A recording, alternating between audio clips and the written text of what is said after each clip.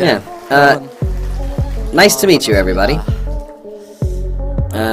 Royal Leaders Club members now make about $200,000 a year, enjoying quite a comfortable living. Some of them make $300,000, $400,000, even $500,000 a year. And those who make over $600,000 yearly are here today.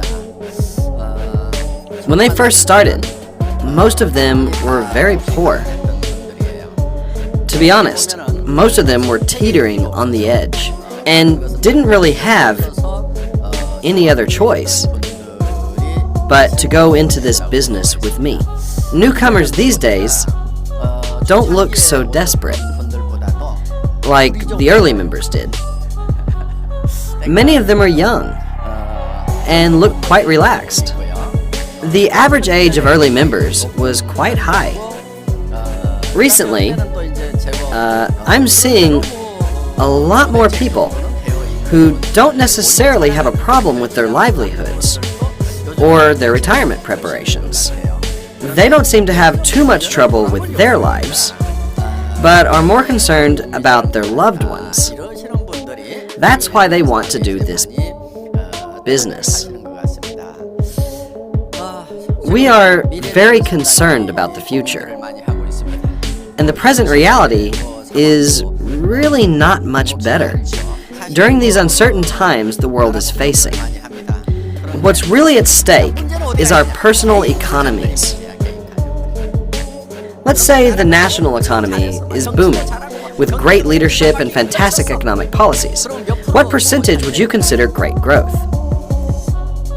A 3% growth in a national economy would be considered amazing. Growth at 5 to 6% is no longer possible for us. A nation with a lower GDP than Korea, a nation like China, would be considered to be growing quite well at 6%. Do you think Korea's economy can grow by 6%? No. Not a single economy in the world that has a comparable size to Korea can grow at 6%. Advanced countries grow at 3% if they are doing really, really well, and at 1.5% if doing poorly. Korea is currently at about 1.5%. Apply this growth rate to your home economies. Would your lifestyle change much, or would your problems all be solved? Think of making $30 more when your monthly income is $2,000. The government can only do so much. Your monthly paycheck might increase from $2,000 to $2,030. There would be little impact on your personal economy. Likewise, in a poor economy, you would lose $30 from your monthly $2,000. Our personal finances are our primary interests, right? You can't really expect the government to do much for you. These days, the government is implementing many welfare programs. I used to be skeptical of general welfare programs, at least those administered by the government. Now, I have a new view on the government's role in the welfare of its people. I used to think for a long time that underprivileged people, such as the sick, the disabled, the elderly, and orphans, were the rightful recipients of the government's welfare.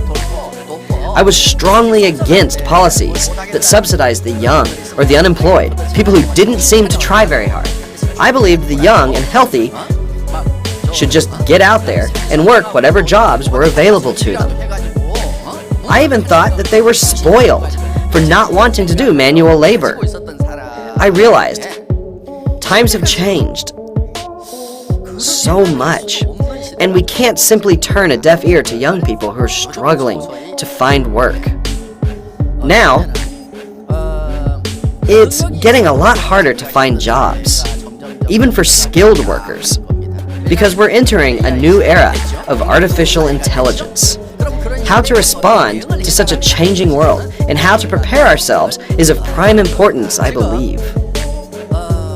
The world's wealth seems to be divided 20 to 80, according to Pareto's law, meaning that 20% of the population controls 80% of the wealth. This rule can be applied to explain many other phenomena. Many things appear to be divided 20 to 80. And the fact of the matter is that 20 to 80 hasn't really been all that bad. We're witnessing the world becoming 1 to 99. There's no wonder a movement called Occupy Wall Street took place not too long ago with the slogan of "We're the 99%. The goal of the movement was to take down the 1%. My question is that if we do take down the 1%, will the wealth controlled by them be distributed to the 99%? Will it be distributed fairly among us? Can we expect a nice, equal distribution? I doubt it. I'm not at all advocating monopolies or the wealthy becoming wealthier. On the contrary, I'm very concerned. Even if we want to prevent the concentration of wealth, we must have a realistic perspective on concepts such as income disparity and the wealth gap. Think about what those rich folks possess today. Simply speaking, will the wealth come down to the poor if we completely disassemble all the big corporations? Many are still viewing this situation as a feudal system. In the feudal system, there was a minority of landowners and the majority were poor. If the land owned by those landlords was taken away and given to the poor, would wealth redistribution be possible or not? That's possible with land in a feudal system. On the other hand, would wealth redistribution be possible with current forms of wealth, such as factories or computer systems? Can they be dismantled and still retain their intrinsic values, thus making redistribution possible? That's not likely. We have no choice but to leave them alone. They have their own roles. It's best if we can do it ourselves. Let's take care of ourselves. In addition, the government can do only so much for us with their aid of 1.5%, for better or for worse. Don't put all your hopes on them. Those big global companies make their ways in the world and create jobs in various different industries. Let them do their jobs and contribute to the economy in their own ways. Personally, I'll be happiest if we, the average people, can take care of ourselves. Yeah. However, we average people can't improve by just getting 1, 2, or 3% more. Why not? Because we're currently making $1,000, $2,000, or $3,000, and 3% or even 10% of that makes no difference. What kind of growth rate would be sufficient? We have to earn 100, 200, 500, even 1,000% more. These are the rates we need. Can the government do that for you? They can't. Then what should we do? We have to learn to take care of ourselves. How and with what are we going to take care of ourselves? Anyone? What an easy question. I want you to think of the role Atomy is currently playing. If we want to start any business, we must have capital. Isn't that right? You've got to have capital. What kind of capital is readily available to you? Those other outrageous MLMs want you to shell out several $1,000s as your initial investment. In that case, if you don't make more than that several $1,000s, you take a loss, don't you? That's why there are so many victims of such scams. You should never take losses in business. You can do the Atomy business without incurring any losses. I'll tell you how. See these daily necessities here? You use toothbrushes, put on lotion, take Him, shampoo your hair, and eat noodles every day. If these Atomy goods are more expensive and of lesser quality than those sold at discount stores, department stores, home shopping networks, and internet shopping malls, you shouldn't use them. Don't use them. However, if these items are of better quality, yet of lower price than what you've been using, wouldn't it be better for you to use these goods, whether you do the Atomy business or not? Most certainly. Do you see what I'm talking about? That means you possess more than enough intelligence to do the Atomy business. If you ever think, am I smart enough to do this? Or will my weak academic background keep me from succeeding? Just put it out of your mind. What I just told you is the most crucial aspect of the Atomy business. In other words, are Atomy goods of better value than what you usually use? If you're able to go to our website, check the prices of our goods, and decide for yourself whether or not they're priced lower than the other brands, if you can do this, you are intelligent enough to succeed in the Atomy business. So please stop making excuses. Many people make excuses, saying they're not smart enough, or they have poor education, or some other reason for failure. As long as you're capable of understanding that using Atomy goods is advantageous for you, you have the ability to tell that this business has potential. Look, everyone uses daily necessities. We have to. We use them even when we're poor. Right? Even the poor brush their teeth, don't they? Of course. They shampoo their hair, right? Of course they do. Things like that are required in life. Interestingly, more cosmetics are sold in slow economies. Why is that? During our IMF crisis, every sector of the economy did poorly, except for cosmetics. Before the crisis, wives could afford to take it easy at home. Once their husbands lost their jobs, many women decided to find work. They had to put on makeup to go out and look for jobs. People bought more cosmetics, so cosmetics companies made more sales. Cosmetics sell even in a slow economy. The slower the economy is, the more cosmetics are sold. I'm saying that our products are bound to be sold, regardless of the economy. We use these goods regardless of economic conditions. How likely is it for your friends or your acquaintances to disagree with you when you're convinced that these goods are of great value? They will agree with you. If they're fully informed, they'll reach the same conclusion. That's how you spread the word, and consumer groups get formed. It boils down to receiving compensation while you're spreading the word. Have you made any investment so far? Not at all. Your living expense is your capital. You have to buy these necessities anyway, and you got a good deal on them. Did you take losses or gain benefits? You gained benefits. The next step is to grow your organization. Will it grow on its own, or will you have to put in effort? To put in effort by talking to others about it.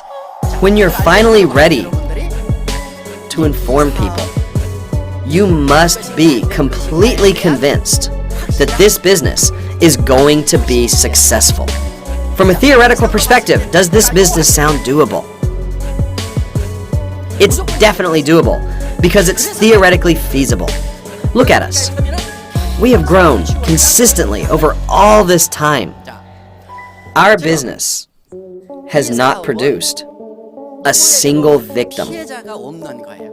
What truly matters is how determined you are about starting this business. You should be convinced about this business because we're grounded by a very sound principle. Nowadays, I see many people who really should be working with us. Folks who were born in the late 50s are beginning to retire now. They are the prime time baby boomers. Those who were born in 1955 and 1956 have retired, and now the 57 and 58 ones are beginning to retire. Still, they have many years left to live. It looks like we live, on average, 40 years after retirement. The current life expectancy is 90. But my generation is expected to live until 100 years of age. We have to live 40 more years. Do we have pension income to live on? So-called successful people have pension. Is it sufficient? They can possibly make ends meet. However, pension is in no way sufficient for a luxurious lifestyle. It might be barely enough. Rumor says the national pension system is not running well. And there's a risk we might lose it altogether. You have to know this. Therefore, successful people are now facing a hard path of planning a new life. How are they going to plan their new lives? Let's assume those successful people have worked for the government, big corporations, schools, and other decent employers. How are they going to support themselves after retirement? With their pensions? Pension alone won't be enough. They need to come up with a plan B. And most of them decide to run their own businesses. They open cafes, diners, and most notoriously, chicken restaurants, which have infested the entire nation. Those businesses have gone through fierce competition and have run their due cycles. The sad reality is that most retirees pour all of their severance pay into their businesses, only to become penniless. You should not have to spend money at all. You must not spend a dime of your severance pay or pension. Save all of it. At the same time, you must look for a job that doesn't cost anything. Does Atomy require investment? We don't. Atomy just wants you to use our daily necessities and tell others to do the same. That's all there is to it. That's why this business is so appealing to retirees. Of course, some might not be good at this and might quit. Still, what would they have to lose? Their severance pay and pensions still remain untouched.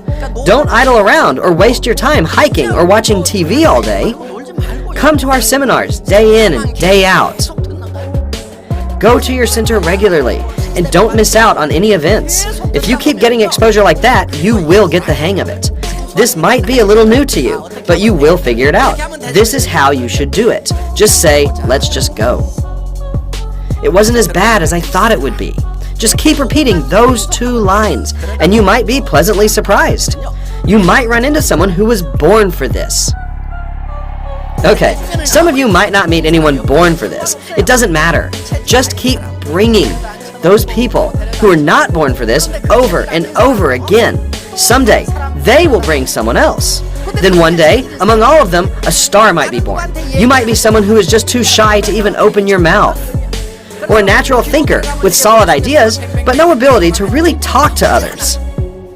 Surprisingly, there are some people who are natural-born speakers. If you happen to be a poor speaker, bring smooth talkers to a seminar. How can you do that?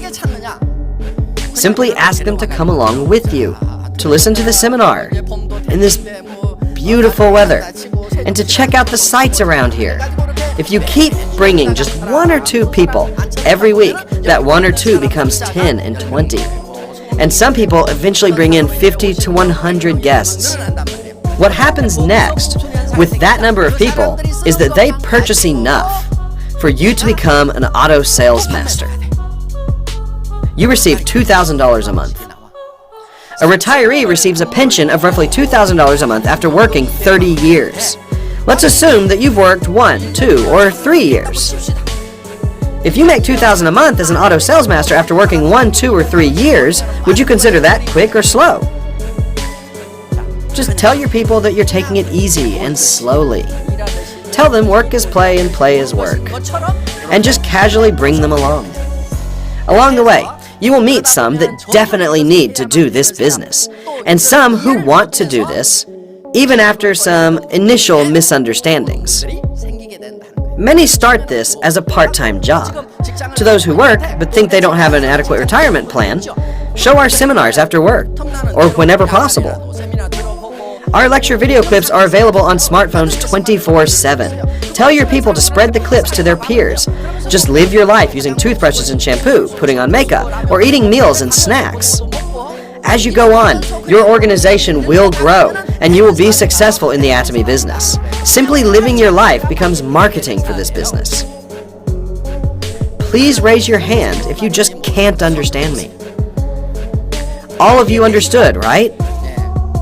If you stay the course, we'll be going the right direction in these changing times. Why not hand down your Atomy member code to your children? A scary world with no future is waiting for our children.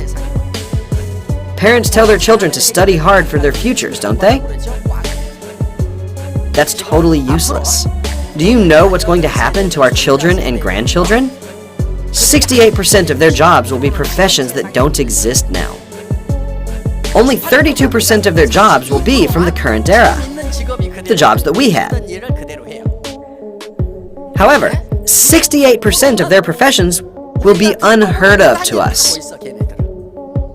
Therefore, you shouldn't force your children to do well in school, thinking good grades will ensure them the nice jobs that we used to have. Not gonna happen. One of our royal masters, whose son is about to go to college, thought about this. He reckoned that during the 3 or 4 years his son is in college, Atomy will grow significantly. If his son chooses Atomy, while his friends struggle to find a job 4 years later, he will be able to earn a much bigger income than they can. So he pleaded with his son to take time off from college or to drop out, and had him start this business somewhere overseas. His son learned to speak English fluently and went on to make a very good income. Some children of our royal masters are already making $10,000 to $20,000 a month, and they're not even 30 years old. What about their friends of the same age? They're now studying to death in cram schools, hoping to make $2,000 a month, while our kids are already making $20,000 a month. They're fighting tooth and nail for $3,000 to $7,000 positions. A few days ago, I went to the bank to send some money and took care of my business inside at the counter. While I was trying to leave, the clerk said very carefully, "President Park, could I ask you a question? A quick answer would be enough."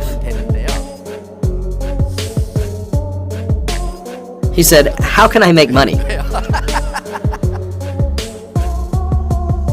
What do you think I said to him? I answered it very briefly, as he wished. "Quit your darn bank job." Which took him by surprise.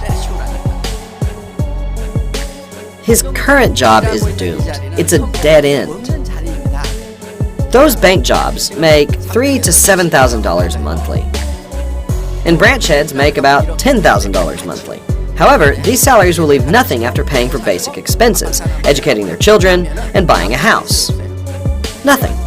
To sum up, you studied to death until 30 years of age, dedicated the most energetic part of your life to working in the bank, and wound up with almost nothing at 60.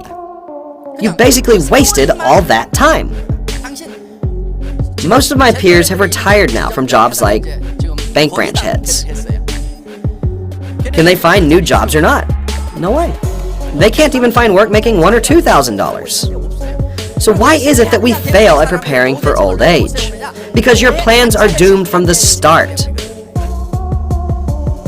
All those conventional professions will disappear, as they will be replaced by AI. Almost 70% of current jobs will disappear. All driving jobs will be gone, and bank clerks won't be needed either. That's why I told him to get out quickly. He'll be lucky to keep that job until he's 60. But even that'll be nearly impossible because of automation. I view being forced out as a personal defeat. I think you should make the call yourself. Then you can survive. An egg gets fried if it's cracked by an exterior force, but becomes a chicken when hatched from the inside. Yeah. That's why I told the banker to get out of there. Otherwise, he will get cracked and eventually fried. He'll be gone. I'm telling you that even if your children have stable jobs now, it's better to have them leave their jobs before they are forced out. This is not just my idea. Many sociologists are telling us this. Go to a bookstore where they display all the bestsellers, and the majority of the bestsellers are talking about this. You must take action quickly in response to these phenomena.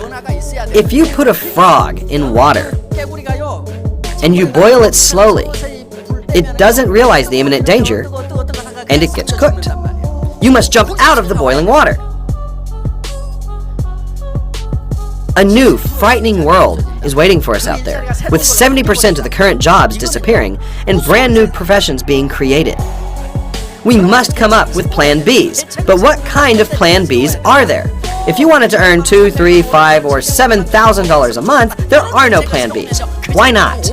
Because everybody in the world is looking for those plans and fighting like crazy in a bloody red ocean. You should go to the blue ocean, which many people aren't even aware of, making $30,000 to $50,000 a month. People don't think much about doing this business, so there are plenty of chances out there. The chance to become a royal master is waiting for you.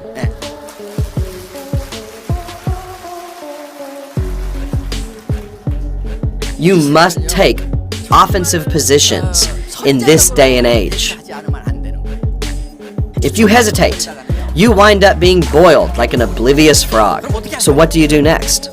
What sort of attitude and tools should you have? Don't you worry about becoming knowledgeable about Atomy. It's not necessary. There's no need to study our products to learn every little detail about them. You're welcome to study, if studying comes to you naturally. However, you shouldn't force yourself to memorize those details. You may get discouraged and give up. There's no need for that, I assure you. Those who get discouraged while figuring out our compensation system may think they're incapable. That's not true. All of you can do this without knowing any of that. If you can explain well, you might have some advantage. However, what's really effective is not your intellectual explanations, but your honesty and goodness, which can bring about a very powerful effect. Let's say there's a sponsor who is excellent at explaining the compensation system, but is an annoying person. He's preoccupied with his compensation, so partners are not going to stick with him. They would feel discouraged. On the other hand, there's a sponsor who's not very knowledgeable, but very kind and honest. He makes you want to help him out. You're afraid no one else will help him out if you don't, because he doesn't seem to have very many resources. You definitely don't want to disappoint him. This is how your organization grows. Honesty and good-heartedness can generate a much higher productivity than what knowledge can generate. That's a fact. They are such valuable capital. Let me tell you what honesty is all about. Keeping your word, even in a situation where you take losses, is true honesty. Changing your positions depending on the situation is not honesty. You must follow up with your actions even if the situation changes. In other words, you should embrace taking losses. Good-heartedness refers to putting priority on others' gains rather than your own. 1 Corinthians 13 talks about love. Love is kind, and it is not self-seeking, Paul tells us. In other words, selfishness is not kindness. Kindness is to seek others' gains before seeking your own. This is how you should approach your work. You should have compassion for your partners. If you're a person who is happier to see them getting paid instead of yourself, you will succeed 100%. I guarantee it. How could you not succeed with that kind of mentality? Would your partners not sense it? Of course they would. My sponsor sincerely wants to see me succeed. That's what I did. I am a very good-hearted CEO.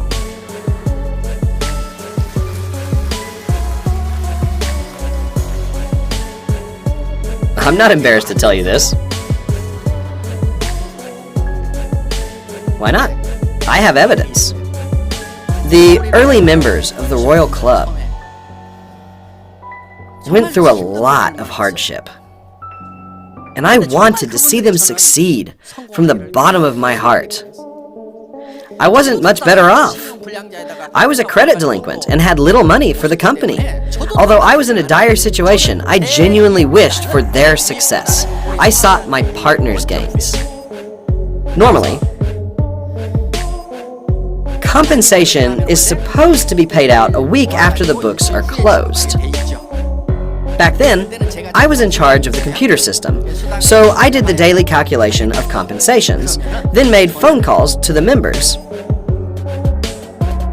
who made sales on that day. I would ask them if they anticipated any returns. We had a lot of returns back in those days. When they said they were sure of no returns, I was thrilled for them. I told them that they had earned $70 that day, and that I was wiring it to them so that they could use it for transportation and for lunch the next day.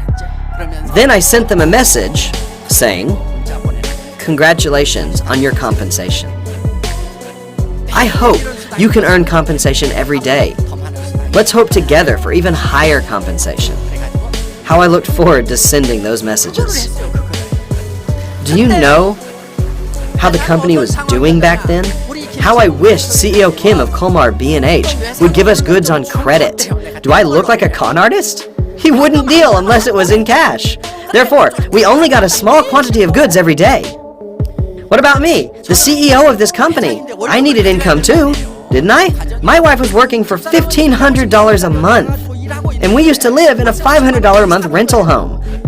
Wouldn't I also want to bring home at least $1,000 or $2,000? Don't I need it too? I desperately needed to make money too, of course. However, my people, who are now Royal Club members, were in even more dire situations than I was. If I didn't send them money right then, they had to walk instead of riding the bus. They would have to get up at the crack of dawn, couldn't afford lunch, and drank only water. I was able to sense what kind of hardship they would have to go through. Do you think our early contractors believed that I cared or not? They knew for sure that I did. Again, we don't seek our own gains. The success of others should be your priority. That's what honesty and kindness are all about. That sort of attitude is far more productive than just having a lot of knowledge and has the potential of generating a much greater value. Are you all good-hearted people? I sure hope so. Those of you who haven't been nice can decide to start right now.